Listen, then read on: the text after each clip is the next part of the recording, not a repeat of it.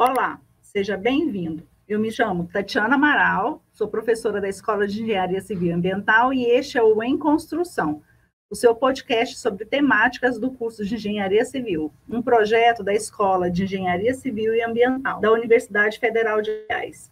E este é o 32º episódio do Em Construção, no qual nós iremos falar sobre as tecnologias digitais aplicadas à indústria da construção 4.0, inovação tecnológica, os conceitos de digitalização e digitização de dados da construção civil. Hoje está conosco o engenheiro civil de formação com MBA em gestão empresarial pela PUC Minas, Diego Mendes. Diego é CEO e cofundador da ConstruCode e integra a diretoria executiva da Trutec, empresa de participação do grupo Vedacity, que atua com o desenvolvimento do ecossistema de soluções tecnológicas para o mercado de construção civil. Em frente à ConstruCode, foi eleito Personalidade da Tecnologia 2019 pelo Sindicato dos Engenheiros de São Paulo, implementando a metodologia de QR Codes, construção de mais de 2.000 obras no Brasil, Angola, Portugal e República Dominicana. Depois dessa apresentação, Diego, eu tive até que respirar. Vamos deixar você falar um pouco mais sobre a tua formação e a tua experiência profissional para os nossos ouvintes. Perfeito, professora. Muito obrigado pelo convite. Agradeço aqui em nome da ConstruCode para todo o grupo, toda a equipe do Em Construção. Eu sou engenheiro civil e antes de me tornar engenheiro civil, eu me tornei analista de sistemas. Então, o meu trabalho é juntar um pouco de tecnologia com técnicas, com metodologias de construção para estar trazendo novas possibilidades, novos cenários ali para os canteiros de obra no Brasil e até fora agora, né? Bem, eu vou começar a contextualizar um pouco, né, sobre o assunto, para a gente começar com algumas perguntas. Acompanhando as tendências aí de digitalização, e aí tem esses termos, né? Sempre eu dou uma respirada antes de falar, hein, Diego? Digitalização, digitização.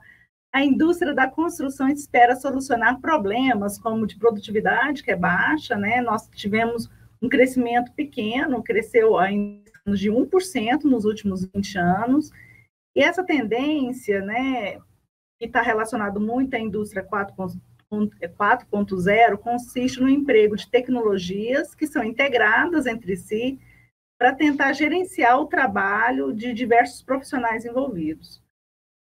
Com novas tecnologias sendo desenvolvidas, principalmente nos últimos anos, nesse contexto aí da pandemia, o contexto da informação e rotinas rápidas e a transposição de barreiras de comunicação vem sendo adaptadas, né, inovando aí cada vez mais a possibilidade de acessar as informações com diferentes meios de comunicação, seja por tablets, computadores, smartphones, enfim, outras soluções. Dentro desse contexto, eu te pergunto, que tipo de processos podem ser dados digitalmente? Perfeito, muito interessante sua colocação, porque traz uma mudança de paradigma. Antes a gente buscava as informações, hoje as informações buscam as pessoas para poder serem executadas corretamente, né? Como que buscam as pessoas? Não é mais interessante você criar aquele grande repositório de informações onde ninguém acessa aquilo para construir? O conceito muda completamente. Em vez das pessoas irem até a informação vão até as pessoas através dos dispositivos móveis, das etiquetas QR Code, e de inúmeras outras formas, realidade aumentada, IoT, tem inúmeros canais para pegar essa informação que estava depositada ali num ambiente físico ali, em um servidor de dados, e conseguir pulverizá-las nas mãos de quem de fato precisa delas para estar construindo. Todas as atividades e todos os processos, eles se baseiam em 5 pilares de valor, que são reduzir desperdício, aumentar o lucro, gerar uma economia de tempo, um incremento de produtividade ou um aumento de transparência, que a gente chama aqui de redução de erro, né? Aumentar a assertibilidade ali nos canteiros. Então, todos os processos hoje que podem ser transformados digitalmente, eles resolvem um ou alguns desses 5 pontos que eu citei aqui hoje. O objetivo sempre é simplificar ali o dia a dia, a rotina de quem está na ponta construindo. E através da digitização, usando aí os dois termos, a gente consegue fazer isso, mantendo o dado no digital e percorrendo com ele durante todo o ciclo de vida daquele dado, conseguindo tirar insights de uma informação que já foi utilizada anteriormente. Ótimo. E de que maneira, Diego, nós poderemos levar, de fato, essa gestão data-driven para os canteiros, levando de forma mais efetiva a transformação digital da diretoria até o mestre de obra, aquele, né, que está lá na frente da produção? Perfeito. Eu creio que respeitando a cultura, né? A gente sempre fala que construção civil é um meio analógico. Ele não é analógico por acaso, ele é analógico porque ele representa a base de empregabilidade do país. A gente tem uma mão de obra com um nível de escolaridade ainda baixo. Então, se você ignorar o fator de processos, pessoas e tecnologia, entendendo que tecnologia é só uma perna, você não consegue fazer essa curva virar. Hoje é interessante você simplificar as atividades que já são feitas hoje através do meio digital. Não querer substituir as pessoas que estão fazendo essas atividades, e sim simplificar a rotina delas, atuando como um colaborador digital, ali, um colaborador tecnológico nas rotinas das pessoas. Todas as atividades hoje, quando eu saio da tecnologia, eu abandonei minha área para poder migrar como engenheiro civil mesmo. Para todo lugar que eu olhava, professor, eu via complexidade. E tem uma frase que é muito forte, mas é muito verdadeira. Se está complexo, está errado.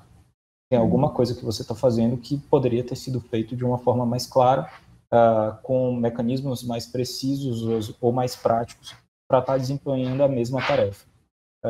E é engraçado, processos devem ser simples, mas não significa que as mudanças serão fáceis.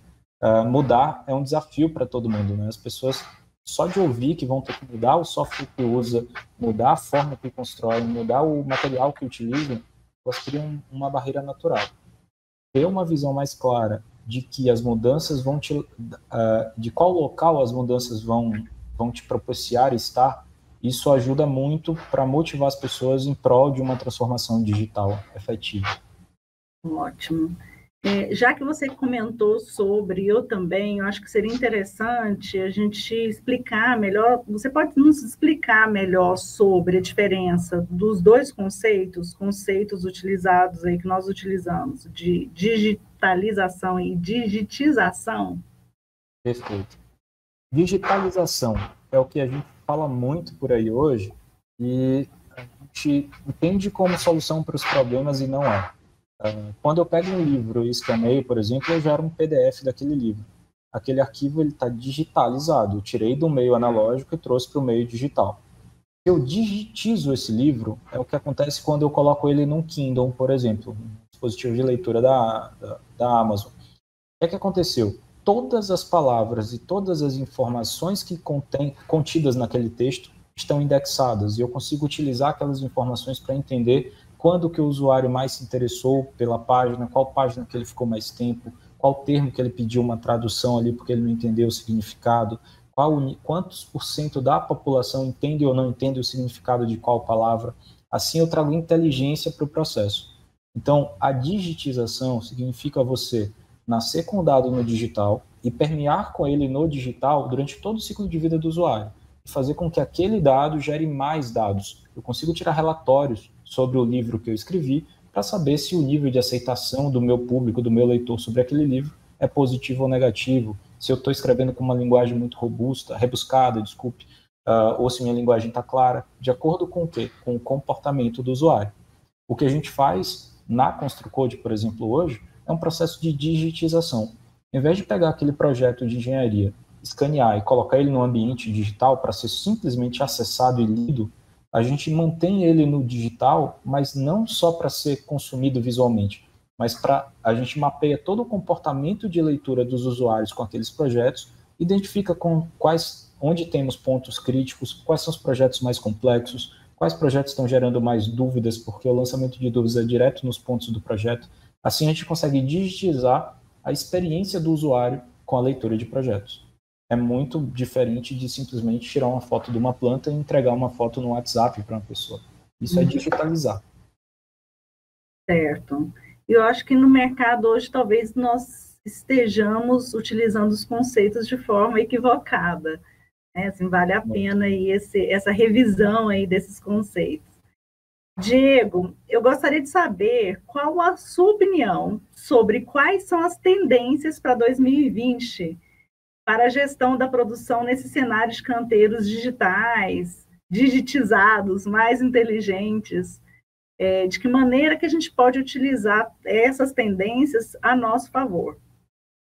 Professora, a pressão que aconteceu com a pandemia no meio da construção civil colocou mais expectativa e aumentou ainda a régua de um sistema que praticamente estava quebrado no conceito de digitização. A gente tinha uma indústria totalmente analógica que da noite para o dia precisou ter números coletados dos seus canteiros, gestão remota de canteiro, utilização de tecnologias que levantassem dados para você poder construir e garantir que a sua construtora ia permear ali sobre uma pandemia sem ter maiores danos. Então, a gente teve muita pressão de um setor totalmente analógico migrar para um digital da noite para o dia, porque era a nova realidade, era o novo modelo. Eu, como representante de uma Construtec, por exemplo, fazia muita reunião presencial, porque o setor me pedia reuniões presenciais. Quando veio a pandemia, tudo mudou, né? A gente teve uma pressão muito grande por aproveitar melhor o tempo e conseguir gerenciar esse tempo de forma mais prática. Eu diria que, no atual momento, com a pressão por aumentar margens de lucratividade, ter melhores performances em campo, a gente começa a olhar para atividades complementares, né? Tecnologias complementares e não tecnologias core. O que é que eu quero dizer com isso? Aquela famosa impressora que imprime a casa inteira e entrega a casa pronta, não vai acontecer nesse cenário agora. Não acho que é isso que vai transformar a construção civil. Mas aquele software que ajuda o seu Joaquim a construir de forma mais precisa, mais rápido, que dá para ele o direito de voltar para casa mais cedo para ver a família, que consegue maximizar ali o nível de assertibilidade do projetista quando ele está lançando os projetos, que consegue gerar uma visita remota, como o caso de outras tecnologias que a gente tem hoje, para não precisar a pessoa se deslocar para ir numa obra para ver como está acontecendo ali a execução. Esses softwares que são mais complementares, essas tecnologias que estão mais de bordo, apoiando o processo como ele é hoje, essas têm um ganho muito mais rápido ali para a construção civil do que tecnologias disruptivas totalmente. Eu acho que a gente não precisa de disrupção agora, a gente precisa de evolução. Eu não vou mudar completamente a forma de construir, mas eu vou melhorar drasticamente os resultados da minha construção. E aí depois a gente começa a dar pequenos passos para uma transformação mais efetiva no core do negócio. Ninguém que está construindo com concreto vai passar da noite para o dia a trocar totalmente o seu material e conseguir entregar os mesmos resultados. É preciso dar os pequenos passos, fazer similar ao que a indústria automobilística fez, né? Primeiro vieram os processos, depois vieram a linha de produção do jeito que ela é hoje, né? As máquinas produzindo carros. No primeiro momento eram as pessoas produzindo o carro, mas já tinha uma linha de produção, já tinha uma metodologia baseada no modelo Toyota, já tinha o Lean Construction aplicado em outras indústrias, tinha uma série de ganhos ali que a gente perdeu muito tempo e não fez. Agora a gente consegue colocar essas aplicações no primeiro momento, evoluir a indústria, valorizar a mão de obra ativa, não dá para esquecer disso, e depois fazer esse processo acontecer. Eu costumo falar que teve uma experiência que eu fui numa obra, que eu cheguei no canteiro, fui todo feliz para perguntar o que é que o encarregado estava achando da tecnologia nossa, que estava rodando lá na obra dele, e ele me deu um banho de água fria. Ele falou: doutor, esse negócio não presta. E eu falei: mas peraí, não presta? Como assim não presta? O que é que não está funcionando? Me explica melhor. Ele falou: aqui, eu clico no negócio e não funciona. E aí eu fui testar e funcionava. Só na mão dele não funcionava. Ele tinha uns 2 metros de altura, um cara maior, assim, bem forte, trabalhava ali na lida do dia a dia, então ele tinha uma estrutura muscular maior e tinha as mãos muito grandes, né? Porque ele trabalhava com ferramental mesmo. E eu descobri que ele clicava em 3 botões com o mesmo dedo toda vez que ele clicava na tela. A única coisa que a gente tive que pedir para a minha equipe foi para aumentar os botões. Ou seja, se eu não tivesse ali, dentro do canteiro, experimentando, assistir o trabalho que ele estava fazendo, entendendo quais são os desafios que ele tem, talvez a gente não conseguia notar nem isso. Hoje, o mercado desenvolve tecnologia e despeja no canteiro. O canteiro é outra realidade, ele não está no ar-condicionado, ele não tem a mesma vivência, ele não tem o mesmo histórico ali que você, para poder entender quais são os caminhos para conseguir concluir uma tarefa. Então é preciso olhar as pessoas respeitando as tradições e as culturas para depois cobrar resultado de digitização no cenário totalmente analógico. A gente pega na mão, vai junto, entende o que é que está acontecendo e aí constrói a tecnologia dentro do canteiro e leva ali para fora, não constrói fora e joga lá dentro. Ótimo. Para mudança também exige uma sensibilidade, né, Diego? Muito. Isso é importante. Eu queria que você falasse, como pergunta final aí, na verdade, um pouquinho mais sobre a tua ferramenta. Como que ela funciona? Como que é isso? QR Code no canteiro? Quais são as dificuldades envolvidas? Qual que é a percepção do pessoal de obra, que é usuário aí dessa tua solução? Perfeito. A ConstruCode é uma ferramenta de digitalização, né? O que a gente quer é simplificar a rotina de quem constrói, mantendo o time sincronizado de ponta a ponta, com mais tempo para o que realmente importa, né? Que são as atividades que exigem um pensamento crítico ali do ser humano, não atividades repetitivas.